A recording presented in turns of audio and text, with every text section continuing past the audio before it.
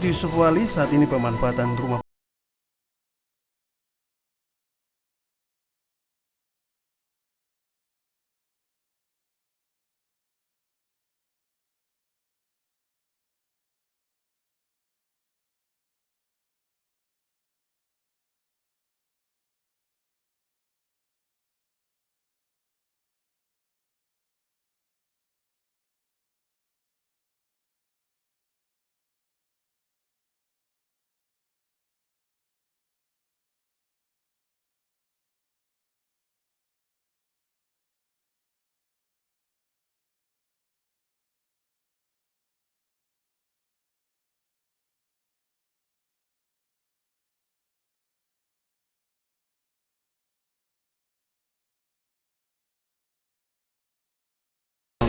bisa dinikmati oleh seluruh masyarakat di Kota Ambon.